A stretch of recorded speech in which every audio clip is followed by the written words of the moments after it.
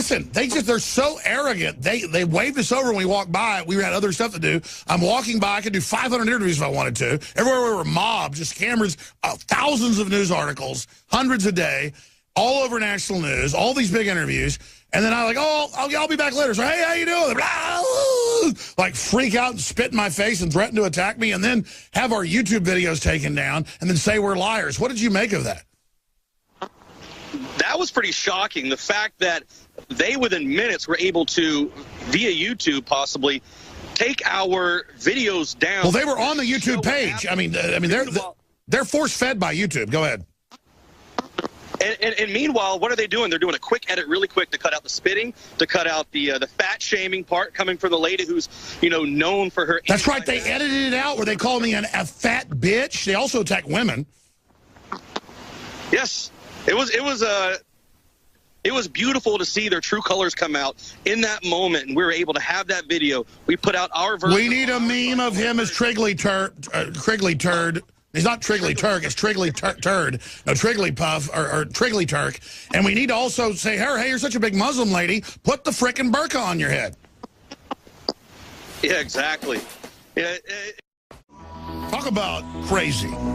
I'm looking at the BBC, the Associated Press, you name it, now banning the word terrorists or discussing it and pulling Islamic names from the daily German and French attacks with machetes, hatchets, guns, trucks, hundreds of dead, bombings. I saw some headlines when in Kabul, Afghanistan, 80-something got killed, and they didn't say Islamic attack there. I'm surprised they didn't say a German did that. I mean, separate Islam from the debate. It's the control of language. And then the Democrats have this sports stadium, this baseball stadium, with the red, white, and blue sections. And they get rid of the white section and call it another color. Because people freaked out on there being blue, red, and white elevators at another event. I mean, whoa. I'm wearing a white shirt, folks, with a blue blazer, a navy blazer, because it looks good. And if a 7-foot-tall NBA superstar wears a white shirt, he's not racist. I shouldn't even have to defend that. I mean, it is mental illness. It is mind control. It is culture war. Meanwhile, what we heard from Roger Stone last week has now been confirmed. I also went over and talked to Fox News folks that were all bivouacked over at the Ritz-Carlton there at the RNC. And I talked to several Fox News hosts off record, and they said, oh, yeah, no, we've been told, and I've been told this months ago, actually last year, too, that they've all been threatened with being fired. In fact, Sean Hannity's been told. That's why I've suddenly been defending Sean Hannity, saying I respect him. He was told, you let Trump talk about Hillary and covering up for Bill Clinton's rapes and him settling cases, you're going to be fired. That's why he said he may leave Fox now. They threatened a bunch of people. They've had this lawsuit for a year sitting there, the sexual harassment suit, with a long list of women they dug up, going back sometimes 40 years. I mean, they have stuff from the 70s before I was born. That Roger Ailes grabbed a woman's butt at a furniture store in 1971. I mean, this is crazy to bring down Fox. A lot of folks go, you're going to get big now. They're all going to you. I don't want to get big at the expense of the fall of free press. Fox News has attacked me. They've already tried to control the conservative movement. The point is that they get Fox, they get everybody. So that's also in the news today. It's come out with other mainstream media confirming what I have broken down here. Rupert Murdoch, Slate, Fox, others report, son horrified by potential Trump presidency, forced out Ailes because he wasn't attacking Trump enough. I mean, that whole thing with Megyn Kelly, the rest of it was a staged deal. You know, she's going to be part of the suit now. She says 6 years ago, that pays her millions a year, she was hugging him and he squeezed her a little too hard. I mean, I've gotten to the point where women that aren't my wife or whatever, or I'm married, I'm not hugging you when you try to hug me. Nope. Don't be alone in a room with a woman either. I mean, it is this culture is incredible. Meanwhile, Wasserman Schultz has to resign because the emails come out that they stole the election. They had super delegates. That's already known. Joining us for the balance of the hour is Roger Stone of StoneZone.com. His crew designed the new shirt. We're selling it. We're producing it. I hope it's the new mega shirt. We're still selling the Hillary for Prison shirt that has become totally viral with hundreds of companies knocking it off. That's fine with me. If you want the original, though, it's at InfoWarsStore.com to help support the broadcast. The new Clinton rape shirt. Looks like the iconic, Obama communist posterized shirt that said hope instead of scam or instead of jihad, as it should have said. Well, now it just says rape with Bill Clinton smiling. An original design from the Stone Zone, available exclusively at InfoWarsStore.com. And we just printed up a ton of those, not even reviews of it, because we're only selling it 3 days, but it has been printed right here in the USA. The 18-wheeler is coming to our studios, to our warehouse. We'll be shipping these babies out by Wednesday. She'll be the first to get the shirt that triggered the Trigley turd. And I don't want to spend much time on them because we got all this big news coming up.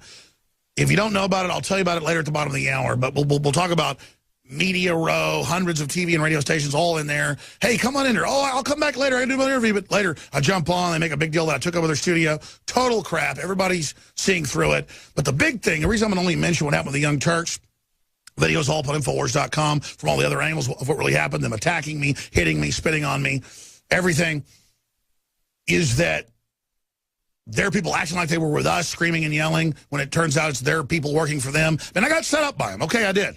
I think, though, they're handling Sink, or Chink, or however you pronounce his name, because he doesn't seem like to be the shyest knife in the drawer. But we're going to cover that later. The issue was Roger Stone was the one that we were going through doing interviews with. We could be there all day if we wanted. We just done like 7, 8, 9 interviews. We'd only done 4 or 5 more left. We wanted to leave. We had a meeting to go to that was very important. I'll leave it at that. Believe me, don't be hanging out with the Young Turks. They wanted to have this big pity party about how it was all about them and calling me a fat bitch when they talk about, let's arrest people that call people fat. It was just all so hypocritical. And it all got caught on tape. But the biggest issue was they pulled 3 of our videos within 15 minutes of us happening live, and it was the videos of them, and then they put out edited versions covering up what they did.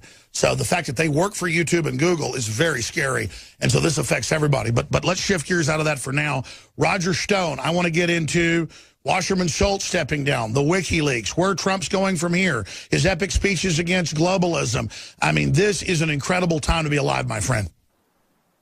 Yes, indeed. This was, Alex, the best convention I've been to. As you know, I've been to every Republican National Convention since 1964, but this is the first one that wasn't run by the politicians. And it's amazing how the talking points went out to the mainstream media, because by the time I left the arena after Trump's momentous speech and got to my hotel, at least 13 reporters had told me that the speech was dark. Too dark. Oh, I watched Fox, CNN, all of them for an hour on the elliptical this morning. It was all the same talking point. Boring, a failure, fizzled. Everyone was bored inside. I've never felt electricity like I felt in there, and everyone's talked about that. Only Hemmer at Fox admitted it was the most electricity he ever felt. Yeah, but I think what they're trying to say is that the speech was not more upbeat, meaning Trump didn't say Islamic terrorism is not a problem.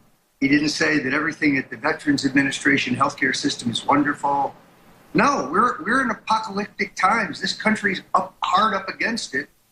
These are dark times, and we face stark challenges, and Trump laid them out. So he didn't say it was morning in America, and that's why they're criticizing him. Meanwhile, the WikiLeaks of the Democratic National Committee internal memos prove that the nomination was stolen for Hillary. Wasserman Schultz steps down and now goes immediately to the Hillary payroll. This is the payoff for screwing Bernie Sanders and the progressive movement. So, the epic cheating of the Clintons continues. What bothers me is that the alleged plagiarism of Melania Trump's speech received far more coverage than this. That's all they were talking about today. Right, but it receives more coverage than this startling revelation that the Democratic nomination was stolen for Hillary Clinton. The media, the mainstream media, has no sense of propriety or of order. They don't understand what's important. They're so busy putting out propaganda that they're missing the bigger Well, they're point. mindless parrots. They're bird brains that just repeat what they're told you. Absolutely right. I mean, for me, I feel guilty that I don't come up with words big enough to describe how crazy it is that we're all calmly taking the proven emails and the superdelegates, making it up that elections don't count and stealing it from Sanders. As you said, it's incredible. She should be disqualified immediately. Meanwhile, they picked Tim Kaine of Virginia, as I predicted. And Kaine has a... You predicted that like 6 months ago, by the way, on my show. Yes, I did. The only difference between Tim Kaine and, say, Ted Agnew is the bribes that Agnew took were illegal under Maryland law, but the bribes that Kaine took in the form of suits and tickets and other things are technically not illegal under Virginia law. He's got an ethical problem. He'll fit right onto the Clinton ticket because, as you know, the Clintons would steal a hot stove. That's right. Roger Stone, stay with us. The new Clinton rape shirt available at Infowars.com exclusively. Now, here's a clip of Donald Trump from the convention saying Americanism, not globalism, will be our credo. That is total anti-New World Order. That is like high noon to a vampire. And then, of course, the clip of him a month ago saying that the era of American surrender on trade is over. Hillary Clinton's a communist spy of China. Notice that speech was not aired anywhere. But they can't block him when he gives a convention speech. That's why he's up so many points right now, way ahead of Hillary in so many polls. My big concern is stolen election. Here's their problem. Trump isn't going to roll over. Trump knows she's crooked Hillary. He knows they just stole it from Sanders. Americans know that just happened. If they miscalculate and steal this from Donald J. Trump, what do? Stone's got a plan to counter it. We're going to talk to him in a moment about that, but first a clip. Americanism, not globalism, will be our credo. We will no longer surrender this country or its people to the false song of globalism. The era of economic surrender will finally be over. Oh, my God. Ladies and gentlemen, Trump's for real. I could just tell you 100%. So's Nigel Farage. Met with him privately. I'm just going to stop right there. None of this was even off record, but I'm just going to leave all this stuff off record. The point is, Trump is 100% for real, putting his life on the line. If you don't back him with the Democrat and Republican Party against him and all these foreign governments, the Chinese communists and this corrupt communist pope, shame on you. Now, I'm going to tell you point blank, it's not about the money. We need money to operate, obviously, but to see a third of the people on the street in Cleveland wearing Hillary for President shirts shook up the globalists. It was a huge story. I want to see in the few months before the election, because we've got the factories that can do it, everyone to be wearing Clinton rape shirts.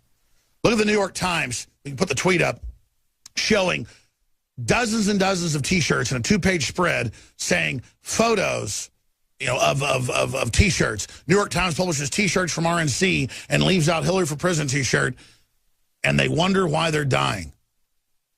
They put all these milquetoast things up. The New York Times is a shadow of itself. It's owned by a Mexican kingpin. It's bankrupt. The guy made billions off Obama phones, and then he shovels it back into this scam. He owns it like, some head he's got mounted on the wall. The New York Times. What a joke. All right, I'm all over the map here, Stone. I want to get into the big question. I want to do it in the next segment so we have plenty of time. Let's get into what do we do if they steal the election next segment. Right now, let's get back to the spin, the media, Wasserman Schultz, the emails proving what you said, that they ran the anti-Trump protest, blamed it on Sanders. It's all there. They stole the election. They put the superdelegates in. This is so sensational. Yeah, it's extraordinary, Alex. I mean, I'm going to be very interested to see if the mainstream media, particularly some of the cable networks, function as a fact checker for the Trump campaign as they functioned as a fact checker for the Clinton campaign. I mean, it was extraordinary to see at least two of the networks go through Trump's speech or speeches by others and say, well, this isn't true. She's not responsible for Benghazi. Everything's great at the Veterans Administration, just absurdities. So it'll be very interesting to see if the mainstream media plays the same role in Philadelphia as they did in Cleveland. But I think we already know the answer. The Trump-Pence ticket is an intrinsically stronger ticket. And for those who may have thought that Trump doesn't get it,